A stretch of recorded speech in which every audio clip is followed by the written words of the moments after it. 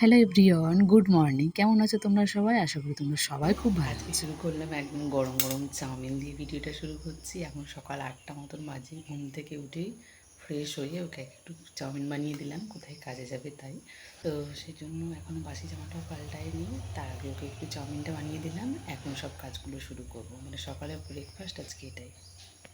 আজকে যখন আমি সকালে ঘুম থেকে উঠেছি, তখন কিন্তু আমার ঘুম থেকে ওঠার পরের থেকে একটা চিন্তা ছিল যে ওকে সকালবেলায় ব্রেকফাস্টটা আজকে বানিয়ে দিতে হবে। কারণ প্রতিদিনই ও কাজে যায়, তো সেখানে কিন্তু ও না খেয়ে কাজে চলে যায়। তো প্রত্যেকদিন ওই আসে 10টার সময় অফিস যাবার সময়।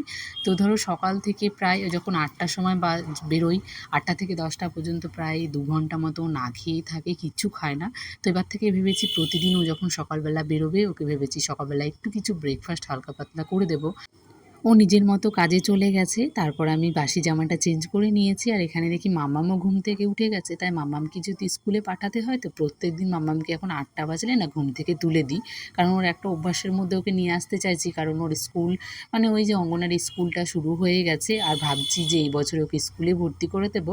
তো সেটা এখন ভাবনা চিন্তা আছে। যদি এখনও একটু যদি এগোতে পারে, যেহেতু টিউশনি দেওয়া হয়েছে এখন, যদি এগোতে পারে তবেই ভেবেছি স্কুলে দেবো। আর না হয় কি বলো তো, আমরাও যদি কোনো কিছু না পারি না, সে জায়গায় ভালো লাগে না। আর যদি আমরা কিছু একটু জানা কিছু গিয়ে যদি কোথাও পারি, তাহলে কিন্তু আমাদের খুব ভালো লাগে সেই জায়গায়।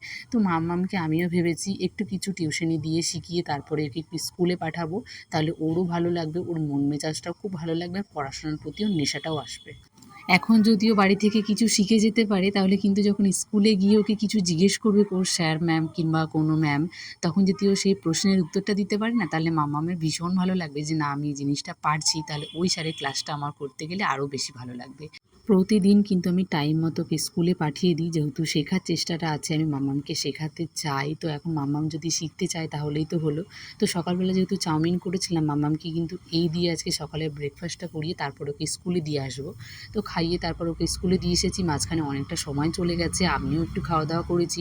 সকালবেলার ব্রেকফাস্ট বলতে আমার কিন্তু কিছুই করা হয় না, যদি আজকে চাউমিনটা করেছি, তাই জন্য সবাই মিলে একটু চাউমিনটা খেয়ে নিলাম। তারপরে এসে গেছি রান্নাঘরে। রান্নাঘরে এসেও দেখছি আমার না মাথাটা কেন গরম হয়ে গেছে আজকে, আমি সত্যিই বুঝলাম না। কারণ চারিদিকে তাকালেই না শুধু মনে হয় আমার কাজ, কাজ আমায় ডাকছে সত্যি।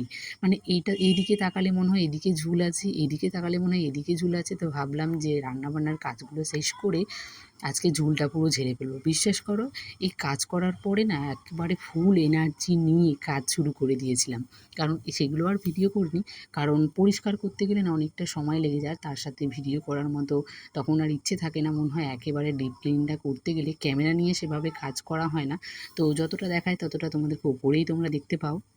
কাজের প্রতি যদি একটা নেশা আর ভালোবাসা থাকে না, তাহলে সেই কাজ থেকে কখনো পিছিয়ে আসা যায় না। কারণ আমি একটা ভালোবেসে কাজ করব আর কেউ আমাকে একটা জোর করে কাজ করাবে, সেটা কিন্তু কখনোই হয় না।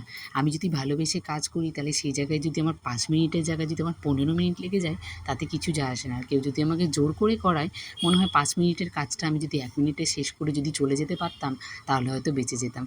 সাজিয়ে গুছিয়ে রাখতে আমি ভীষণ ভালোবাসি। আর আমি জানি হয়তো সাজিয়ে গুছিয়ে রাখতে গেলে টাকার কোনো প্রয়োজন হয় না। কারণ আমার ঘরে যতটুকু জিনিস আছে, আমি ততটুকু জিনিস দিয়েই কিন্তু আমার ঘরটাকে সুন্দর করে সাজিয়ে রাখতে পারি। আর আমি যদি মনে করি যে আমি সাজাবো না, গোছাবো না, আমার যতই টাকা পয়সা থাক না কেন, আমি কিন্তু জিনিস কিনে আনলেও সেগুলো কিন্তু জায়গা মতো গুছিয়ে পরিষ্কার পরিচ্ছন্নভাবে রাখতে পারবো না। তাই আমি মনে করি যে টাকা থাকলে যে সবসময় ঘরবাড়ি গুছিয়ে রাখা যায়, তা কিন্তু নয়।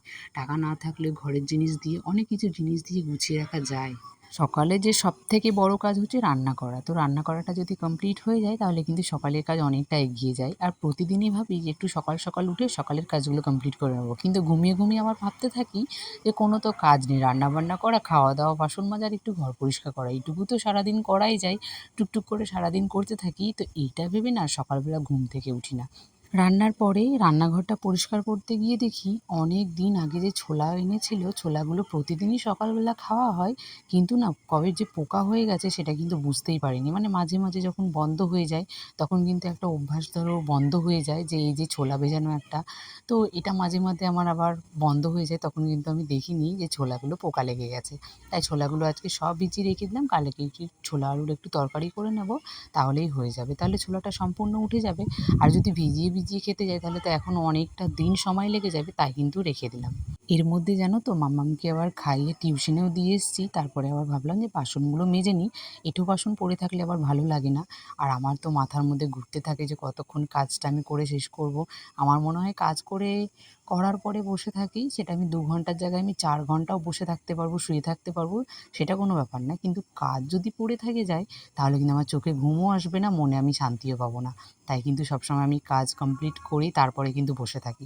এখন জানো তো আমার কাজের মধ্যে না কিছু কাজ আবার অ্যাড হয়ে গেছে, যেমন ঘরের কাজটা প্রায় আপাতত এখনকার মতো কমপ্লিট করে নিয়েছি, এখন আর কোনো কাজ করব না। এই বর্ষার মধ্যে জানো তো মিস্ত্রিরা এসে কোনো কাজও করতে পারছে না।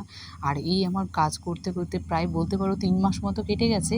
তাই ভাবলাম এখন আর কোনো কাজ করাবো না, এই বর্ষাটা শেষ হয়ে গেলে তারপর নয় আবার কাজ কমপ্লিট মানে শুরু করা যাবে। তো এখন আপাতত ওই ঝাঁট দেওয়া, সিঁড়ি পরিষ্কার করা, এইসব করতে করতে না সত্যি আমার মানে ক্লান্ত হয়ে পড়ছি। এই যে এত সিমেন্ট বালি টানাটানি, পরিষ্কার করা, তার সঙ্গে মাম্মামকে খাইয়ে স্কুলে পাঠানো, সব তো একা হাতেই করতে হয়। ও যেহেতু এমন হয়েছে এখন অফিসটাও ওর ছুটি পাচ্ছে না একটা দিনও, তো সেই জন্য এখন সব কাজগুলো আমাকেই করতে হচ্ছে, তো খুব অসুবিধা হয়ে যাচ্ছে।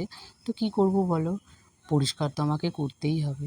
আর আমার মনের মধ্যে যেন তো সবসময় একটা তাড়া কাজ করে বেড়ায় যে মাম্মাম যতক্ষণ স্কুল প্রাইভেটে থাকে ততক্ষণ মনে হয় একটু শান্তিমতো আমি কাজগুলো করে নিই, মাম্মাম আসার আগে সব কাজগুলো কমপ্লিট করে রাখি। এখন যখন খুব তাড়াহুড়ো আছে জানো তো, মাম্মামকে আনতে যাওয়ার মতো সময় হয়ে গেছে, যদিও ওর আন্টি ওকে বাড়িতে যাওয়ার সময় রেখে যায়, সেই জন্য আমাকে আর আনতে যেতে হয় না। তো ভাবলাম যে আমি ঘরটা তাড়াতাড়ি করে মুছে নিই, তাহলে মাম্মামকে খাইয়ে ঘুম পাড়িয়ে দিয়ে আমি একটু ক্লিনিংয়ের কাজগুলো করতে থাকবো। নাহলে জানো তো আমার পেছন পেছন ঘুরতে থাকবে, আর এই ধুলোবালিগুলো যখনই ওর নাকে যাবে তখনই কিন্তু একটা আমাকে মোটা টাকা ওর পেছনে ঢালতে হবে। তার মধ্যে ওকে একটু কষ্ট করতে হয়, ওর সাথে সাথে আমাকেও প্রচুর কষ্ট করতে হয়। এই ঠান্ডা লাগলে যেমন আমাদের বড়দের ভালো লাগে না, তেমন কিন্তু বাচ্চারাও এতটা পরিমাণে বিরক্ত করে যে তুমিও তখন অসুস্থ হয়ে পড়বা। তো সেই জন্য মামামকে যতটা পারি একটু সাবধানে রাখি। আর মামামের তো একটুতেই ঠান্ডা লেগে যায়, তো সেই জন্য ওকে আরও বেশি একটু সাবধানে আমাকে রাখতে হয়। তো এখন সব কাজগুলো কমপ্লিট হলো, ঘর মোছামুছি। তো এখন যাব, কিছু জামা কাপড় আছে, জামা কাপড়গুলো কাচবো। আর উপরে যেহেতু দিতে যেতে পারছি না, এই জন্য কাচতে ইচ্ছে করেও না। কেননা হচ্ছে উপরে গেটটা কালকে সবে লাগিয়েছে, তো খোলা যাবে না। তোকে ফোন করে জিজ্ঞেস করলাম, ও বললে এখনও খোলা যাবে না, আজকের দিনটা রাখো, তাহলে খুব ভালো হয়। তো সেটা আমিও ভাবছি যে থাক, আজকে আর খুলবো না। তো তাই জন্য ভাবছি কাচাকুচিও করবো না, খুব একটা রোদও ওঠেনি।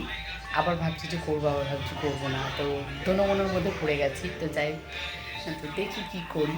আর যদি ভালো লাগে তাহলে কাচলাম, তার আগে দেখে আছি ছাদের পরিস্থিতিটা কী, তারপরে কাচাকুচিগুলো করবো। কেননা হচ্ছে রোদ নেই, আর বাইরে মানে শুকোতে দেওয়ার মতো জায়গাও নেই।